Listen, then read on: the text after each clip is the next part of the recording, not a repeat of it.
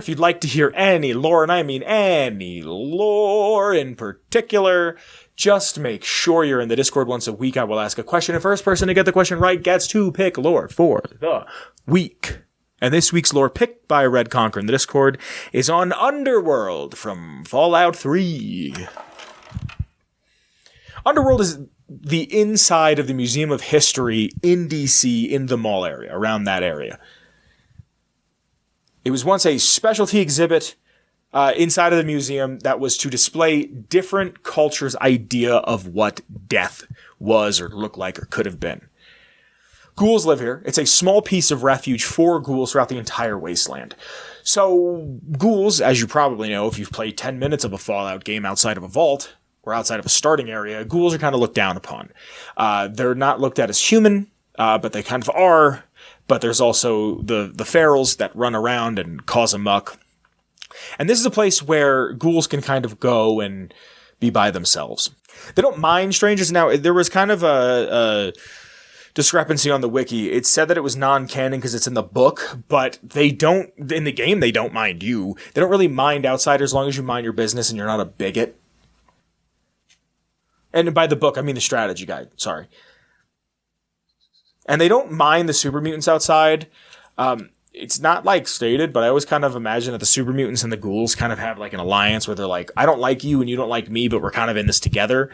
But what they're really weary about is that the Brotherhood outpost is not far. There's Brotherhood that patrol around the Washington Monument and a couple other spots around there. And they're not cool with that because they know that the Brotherhood will eviscerate them at any chance given. Now, I wish there was a little more on the museum, and there's really not. So I'm going to tell you a little bit about what's inside of the museum and who's inside of the museum. Willow is a ghoul who patrols the outside of the museum, and you can see super mutants from across the way. I remember the first time getting there and just kind of being like, oh, this looks like World War I. This is kind of neato. Oh, what's that? Inside, there's a couple of shops. There's Tulip the Ghoul, her general store, the Underworld outfitter, Winthrop, the technician's office. He fixed up Cerberus. I'm going to get a little more into in the notes the terminology and the names of a lot of things in Underworld. I'll probably touch upon it, but just from my own memory, Cerberus is the dog that guards hell. Underworld, bada boom, bada beep. Cerberus is a fixed up Mr. Gutsy, I should probably mention, who guards Underworld. Doc Barrows, his office is there, along with his clinic, which is the Chop Shop, the Ninth Circle, which is ran by Azrakal, where you can find our boy Sharon. Again, Sharon is a reference to the River Styx, I believe.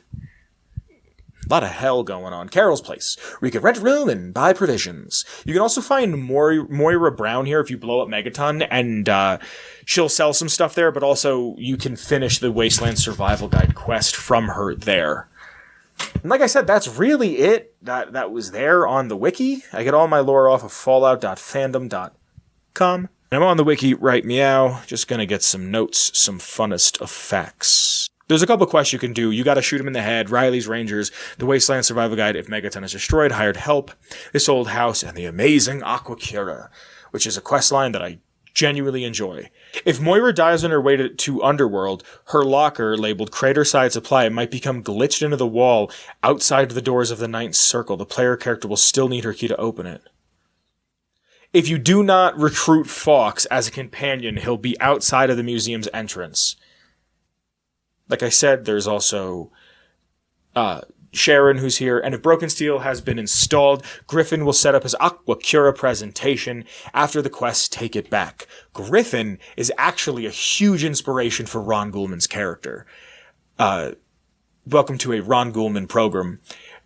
I just wanted to make... It's kind of Griffin and this guy that I used to work for and a couple other people. The guy I used to work for because he was just cheap and he talked like this all the time. All the time. He'd go, Vince, are you working hard or hardly working? And I'd look at him and be like, please just pay me on time this time. But that's how he talked. 2 packs of cigarettes a day, 3 cups of coffee to start the day going. Like, that was his voice. A large painting on the second floor of the concourse in the real world Dante and Virgil in Hell can be seen. Also relating to Dante and Virgil, the bar The Ninth Circle is phrased after the travels of Dante and Virgil through the 9 circles of Hell in Inferno, the Divine Comedy, the book that I've always wanted to read and never have. That's just about everything on Underworld. There's some notable loot here. You can get the Replicated Man quest holotape to start here, tulip cell schematics for a railway rifle. There's some sugar bombs here, a bottle cap mine, and Sydney's 10mm Ultra SMG can be given to the player by Sydney if one finds a note from Little Moonbeam's papa. Other than that, that's just about it. That's about everything I have on Underworld. And that, my friends, is lore.